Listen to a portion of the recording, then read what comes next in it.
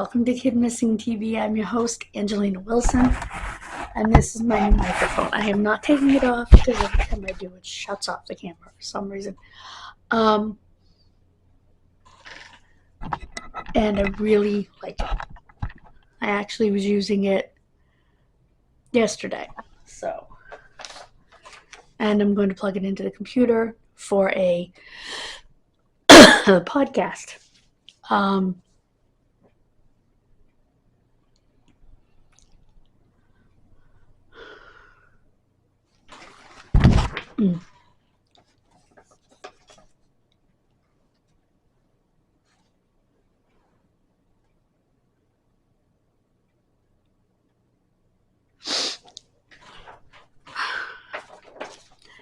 And I'm hoping that this is, and it seems to be the best microphone as far as clarity, loudness, and such that I've had. I have it on its top setting, which is tele instead of normal, because that seems to be even better. And I really like it. Like I said, here it is. I am not taking it out because the last time I did that, I messed up the thing and had to start over. So, before I get into the case, just want to quickly tell you I've got 4 things written for June. I have an unidentified embalmed head.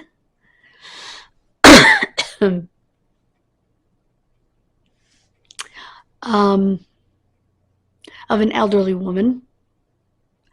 I have the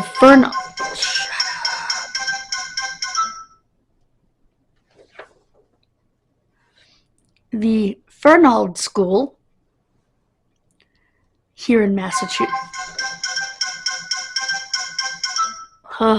Sorry.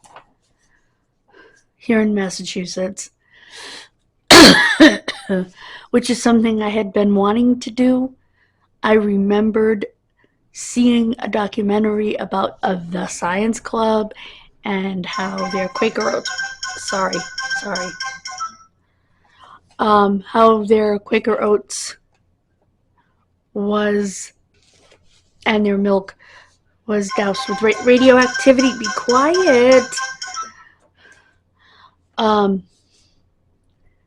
I also have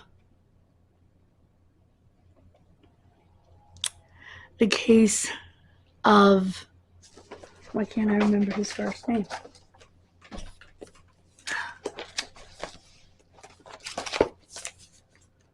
Lee Boxall.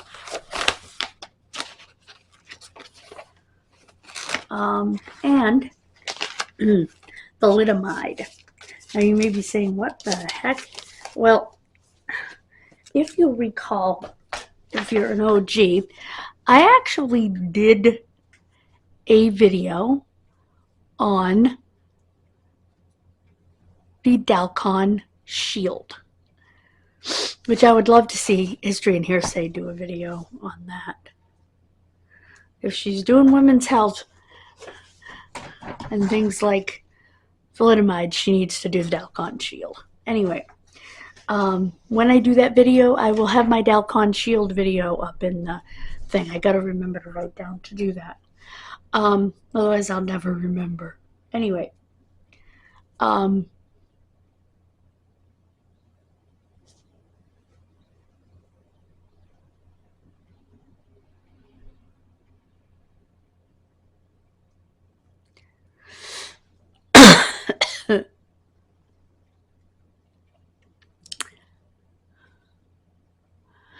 and you may be asking why I would do cases like that.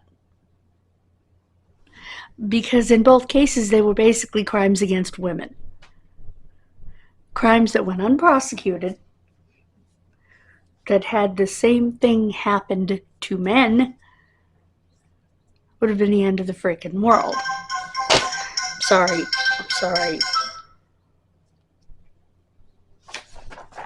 It's a group text thing.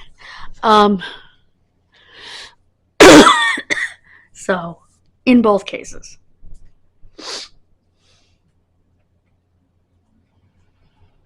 And to make matters worse with thalidomide, it was created by Nazi doctors, but we'll get there in the video. Anyway,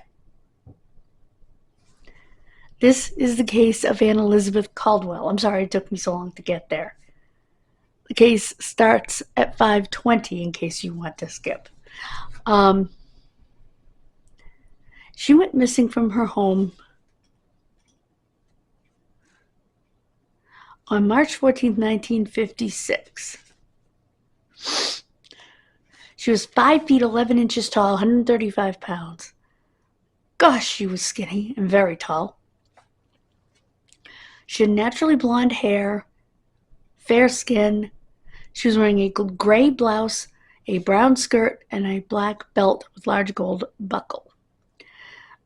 Again, it was March 13th or 14th, 1956.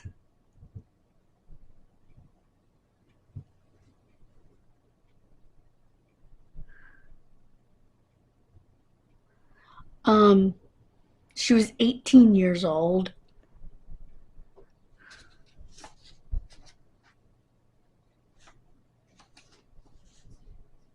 She went missing from Tucson, Arizona, when she went to a sorority meeting.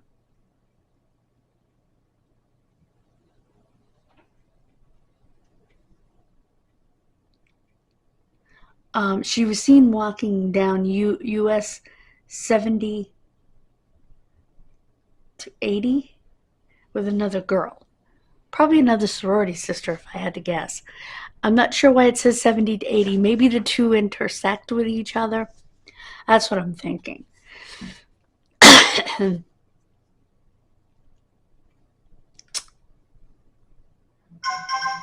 Oh, come on. Oh, that's a different one.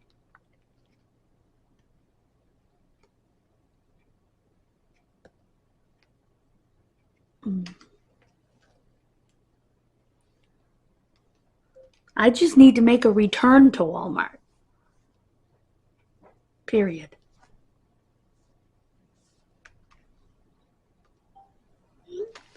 Sorry, that was my aide.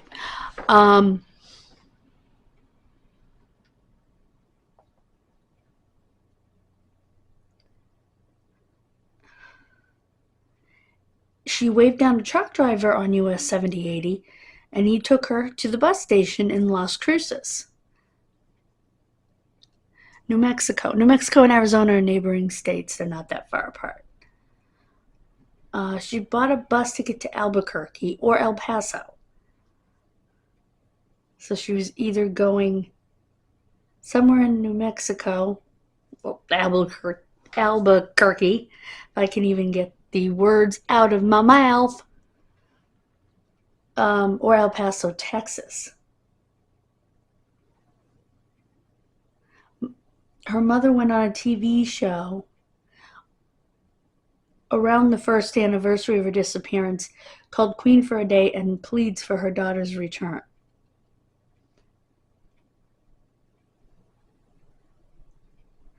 A girl's body was found around Thanksgiving of 1959 in Ann Arbor, New Mexico.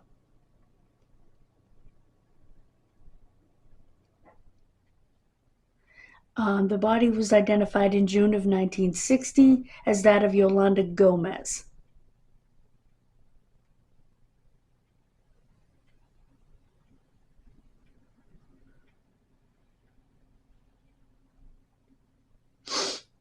They think that she was traveling with a girl that we have talked about on this channel before, Beverly Mastny.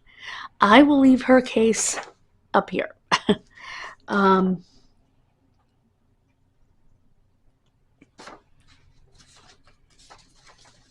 Beverly was spotted in El Paso.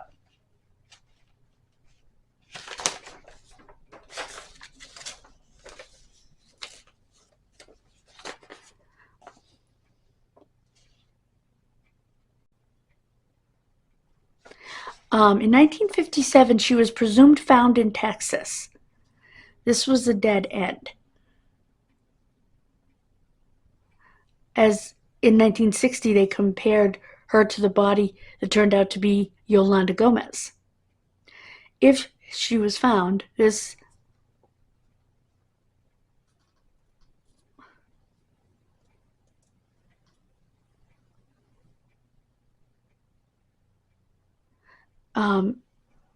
she obviously wasn't found.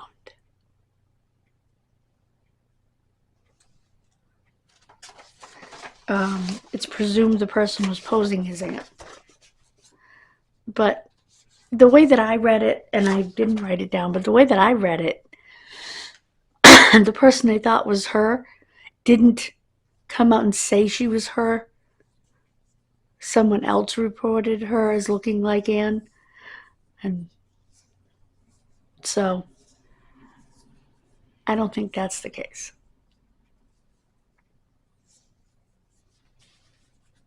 I think that it was just mistaken identity because she's still listed as missing. And like I said, in 1960, 3 years after this alleged finding of her in Texas, which the police did believe at first that it was her, and had called the case solved in the newspapers. Yeah, then 3 years later you compare her to an unidentified body that comes back to another teenager. So maybe you were wrong and you figured out you were wrong. So I think it was a case of mistaken identity, and the press went with it, and you know how that goes. So I wish that I had more information, but she is unique. And first of all, her blonde hair is completely natural. And having light blonde completely naturally is something you don't hear every day in females. And a female being 5 feet 11 inches tall, unless she's a freaking supermodel, is not well heard of either. And this girl was 135 pounds at 5 foot 11. She must have been a beanpole. Oh my gosh. Stop. I am so sorry. That is so unprofessional. I wasn't intending to have a group text go off and then 2 more texts go off. The first 3 or 4 were group texts. Like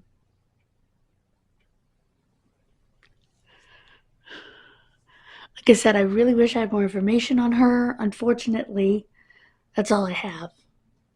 But if you are interested in the masked knee case, again, right up here at the end of the video.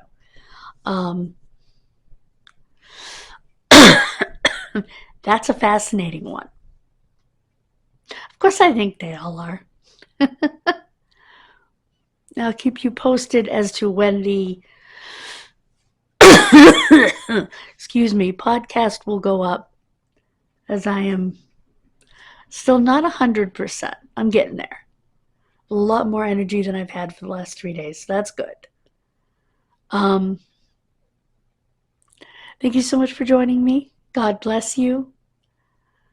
Please subscribe. We're trying to get to 500 by the 4th of July. Thank you to all of you who have subscribed, especially recently, for commenting. It's much appreciated. And check out the podcast. All of my podcasts, in addition to being on Spotify, Google Podcasts, Apple Podcasts,